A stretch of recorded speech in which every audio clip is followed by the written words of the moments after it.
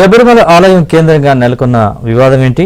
ద్వారపాలకుల విగ్రహాల బంగారు తాపడం బరువు తగ్గడంపై కేరళ హైకోర్టు చేసిన వ్యాఖ్యలేంటి? ట్రావెన్కోర్ బోర్డు నిబద్ధతపై భక్తులు ఏమంటున్నారు? శబరిమల ఆలయంలో దొంగలు పడ్డారా? దేవుడి విగ్రహాల బంగారు తాపడం ఎలా మాయమైంది? ఇంటి దొంగల పనా లేక బయటవారా?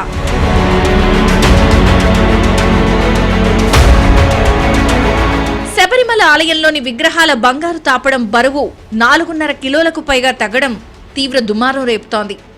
ఈ వ్యవహారంపై విజిలెన్స్ తో విచారణ జరపాలంటూ కేరళ హైకోర్టు ఆదేశించడం సంచలనం సృష్టిస్తోంది.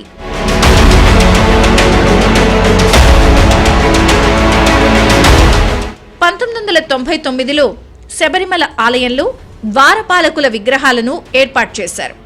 10 ఏళ్ల తర్వాత ఉన్ని కృష్ణన్ అనే భక్తుడు ఈ విగ్రహాలకు బంగారు తాపడాలను విరాళంగా ఇచ్చారు. అయితే 6 ఏళ్లకే లోపాలు బయటపడ్డాయి. దీంతో వీటిని చెన్నైకు పంపారు. ఎలక్ట్రోప్లేటింగ్ కోసం అంటూ స్మార్ట్ క్రియేషన్ సంస్థకు పనులు అప్పజెప్పారు. ఇంతవరకు బాగానే ఉన్నా ఆ తర్వాతే అసలు కథ మొదలైంది.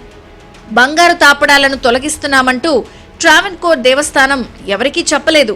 సరికదా, ఎలాంటి భద్రత లేకుండానే ఓ భక్తుడితో ఆ విగ్రహాలను చెన్నైకు పంపింది. ఈ విషయం కూడా ఎవ్వరికీ తెలీదు. తొలగింపు సమయంలో విగ్రహాల బరువు 42.8 కిలోలుండగా బంగారు తాపడం తర్వాత 38.28 కిలోలకు తగ్గింది.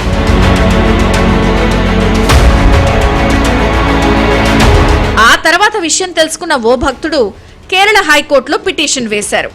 హైకోర్టు విచారణ సందర్భంగా జరిగిన తతంగం మొత్తం బయటపడింది. విగ్రహాల బరువు 4.5 కిలోలకు పైగా తగ్గడాన్ని హైకోర్టు తీవ్రంగా పరిగణించింది. విజిలెన్స్ దర్యాప్తుకు ఆదేశించింది. 3 వారాల్లో నివేదిక ఇవ్వాలని కూడా స్పష్టం చేసింది. ఈ మొత్తం వ్యవహారంలో ఎన్నో లొసుగులు కనిపిస్తున్నాయని కేరళ హైకోర్టు వ్యాఖ్యానించింది. విగ్రహాలను తిరిగి అమర్చినప్పుడు బరువును సరిచూడకపోవడం ఏంటని ప్రశ్నించింది.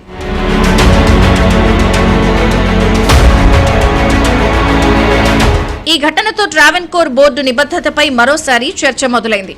భక్తులు అత్యంత పవిత్రంగా భావించే ఈ పుణ్యక్షేత్రంలో ఇలా జరగడం ఏంటని ట్రావెన్కోర్ బోర్డుపై విమర్శలు వినిపిస్తున్నాయి. కొన్నేళ్లుగా శబరిమలలో నిర్వహణ లోపాలు స్పష్టంగా కనిపిస్తున్నాయని, అయినా బోర్డు పట్టించుకోవడం లేదని కూడా ఆరోపణలు వస్తున్నాయి.